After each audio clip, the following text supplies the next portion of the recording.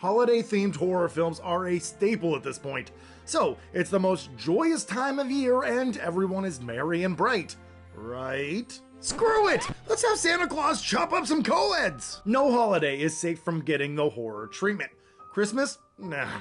We got a ton of killer Santa movies and 2 or 3 more that release every year. Valentine's Day? Only if you make it bloody. April Fool's Day? I ain't fooling when I say that it's already been done. I shouldn't even have to mention Halloween. Yeah, there might be a few horror films about Halloween, but I can't think of any. Even the New Year isn't safe. Starting as early as 1921 with The Phantom Carriage, New Year's Eve and Day have been spooky ever since. Horror films about New Year's exploded in the 80s with Terror Train, New Year's Evil, Ghost Keeper, and tonight's film, Bloody New Year. And Bloody New Year may be the most confusing out of all of them. You think a film about the new year would take place in late December, maybe even early January, but no. Bloody New Year takes place in July. Last I checked, July was in the middle of the year.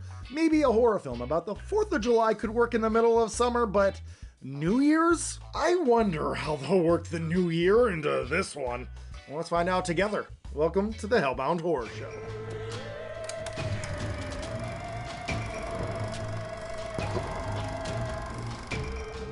Norman J. Warren was a British director who began his work in the porn industry, but would later be remembered best for his 5 horror films from 1976 through 1987.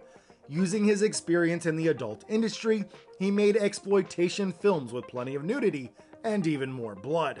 But there was always a bit of class to Warren's work. From Satan's Slave, to Prey, to Terror, to Inseminoid, which I already covered, and then finally his last horror film, Bloody New Year. All 5 of these films have some problems, but they also have moments of brilliance. Never having the funds to fully realize his dreams, Warren worked his way up and eventually became a very well-respected British director. Tonight we're taking a look at Warren's final feature film, Bloody New Year. The film starts at a New Year's Eve party in 1959. We get some vintage-looking shots, which was actually shot on 16mm to give it this older look. The rest of the film is shot on 35.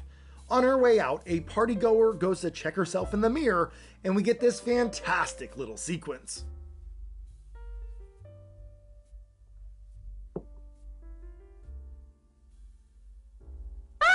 We cut to the modern day 1987 with some teens hanging out at a carnival. They see some of the carnival workers picking on a girl by spinning her way too much on this ride and... oh god, I think I'm gonna be sick. A little fight breaks out on the ride as they try to rescue the girl. One of the friends gets the bright idea to pull the plug on the ride and to steal one of the breakers. This enrages the 3 workers and they look to beat the crap out of the friends. There's some fun chase moments throughout the carnival, and eventually the gang escapes on a truck. The group takes a rowboat onto the water to try to relax.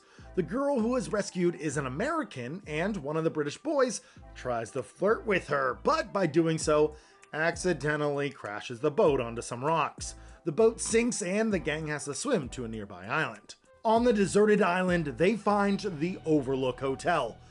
No, wait, that's The Shining. I mean, they find the Deer Lodge Hotel. Shoot, no, that's Ghost Keeper. Ah, this is it. They find the Grand Island Hotel. And of course, it's empty. Empty of people, that is. It's fully decorated with fresh Christmas and New Year's decorations, even though it is the middle of summer. Huh. That's weird. They look around, but they can't find anyone to help, and since they're wet and freezing, they split up to get warm. Some weird, subtle things begin to happen, like how when a character looks through a mirror, they see someone who isn't there, or how things begin to move on their own. It's all spooky stuff.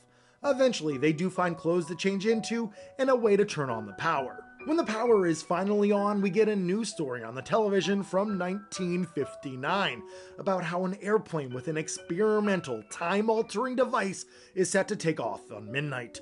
And if you missed anything I've said up to this point, don't worry, because the movie has to explain itself just 35 minutes in, just in case you fell asleep. You guys, this has got to be one of the craziest days of my life.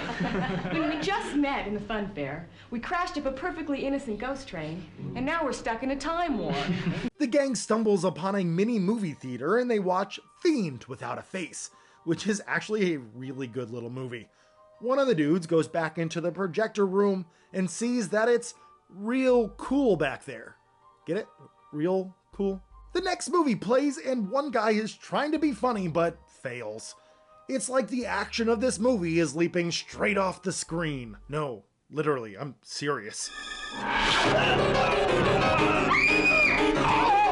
The movie character from the movie within the movie attacks the movie character, kills the dude, everyone freaks out, and they split up. One girl is randomly attacked by a net with a hook in it, another dude attacked by a table. One girl is attacked by a snowstorm while inside, and eventually the bad dude from the carnival shows up. This carny is so mad that he literally punches a hole through this girl, but joke's on him, she's possessed and throws him through a wall to his doom. And how do you stop an evil, possessed demon? Well, you just throw a net on them. That should buy you about 20 minutes or so. Dude, Bloody New Year is wild. What the heck is even going on here?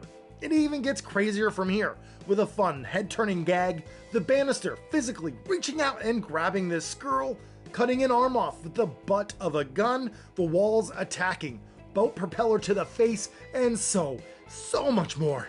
It's a wild, wacky ride full of imagination and goofiness.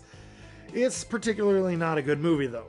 Pacing is all over the place, which is a common trait with all of Warren's films. It's a bit cheap, acting is hit or miss, the script is head-scratching, music is repetitive, and the direction is only serviceable. Even though it's not a great film, I really enjoyed my time with it.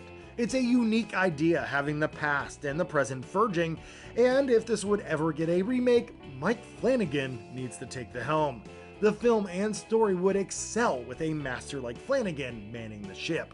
Bloody New Year is on YouTube and it's also on Tubi, but both versions look like they are ripped from the crappy DVD release. It just looks bad. If you want a good-looking transfer, you have two options.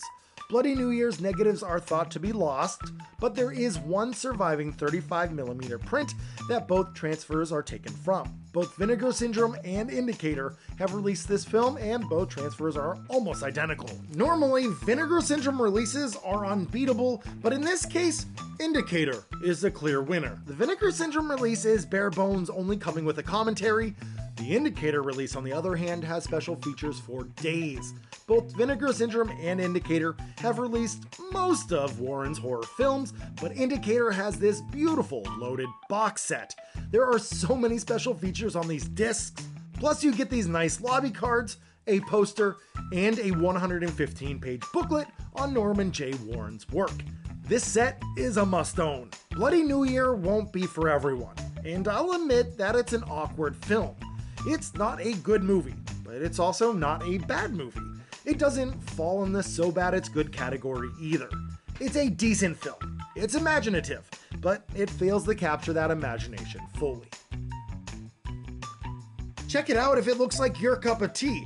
I personally love Norman J. Warren's work, and this is one of his better ones.